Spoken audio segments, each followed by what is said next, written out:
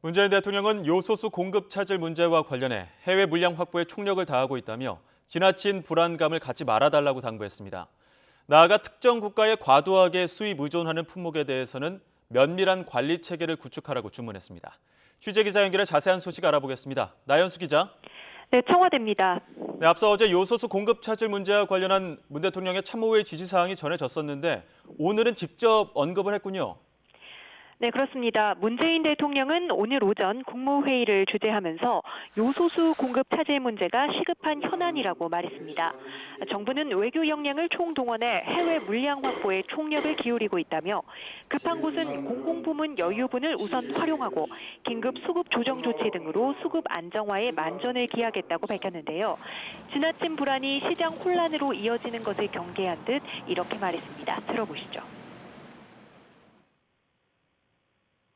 정부가 수입 시체를 조기에 해결하는 노력과 함께 수입 대체선의 발굴에도 최선을 다하고 있으니 국민들께서는 지나친 불안감을 갖지 마시길 당부드립니다. 국제 분업 체계가 흔들리고 물류 병목 현상과 저탄소 경제 전환이 가속화되는 상황에서 공급망 불안은 언제나 찾아올 수 있는 위험 요인이 되었다고도 진단했습니다. 특히 특정 국가의 수입 의존도가 과도하게 높은 품목에 대해서는 사전 조사를 철저히 하고 면밀한 관리 체계를 구축해달라고 주문했습니다. 첨단 기술 영역 전략 물자뿐만 아니라 생활과 밀접하게 관련된 품목까지도 수입선을 늘리고 기술 자립할 대책을 마련하라는 지시입니다. 이와 함께 세계적으로 물가가 크게 상승하는 상황을 우려하며 우리나라는 올해 2% 초반대에서 물가를 안정적으로 관리한다는 목표를 지키기 위해 최선을 다하겠다고 말했습니다. 네, 지난주까지 이어진 유럽 순방 이후에 문 대통령 처음 주재한 회의이기도 했는데요. 이 밖에 어떤 언급이 있었습니까?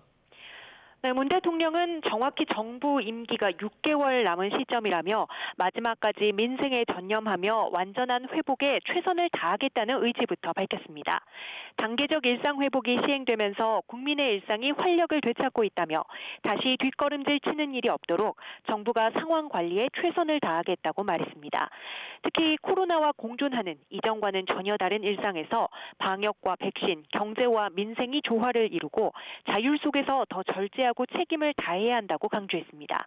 기본적인 방역 수칙은 물론 백신 접종의 필요성도 더욱 중요해졌다며 성숙한 공동체 의식으로 힘을 모은다면 일상 회복에서도 K-방역을 완성할 수 있으리라고 말했습니다.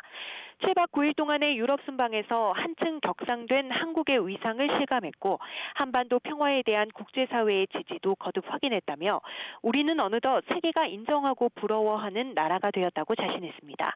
우리 국민이 이룬 국가적 성취이고 자부심도 국민이 가져야 할 몫이라며 정부는 국격 상승이 국민의 삶의 질 향상으로 이어지도록 매진하겠다고 다짐했습니다. 지금까지 청와대에서 전해드렸습니다.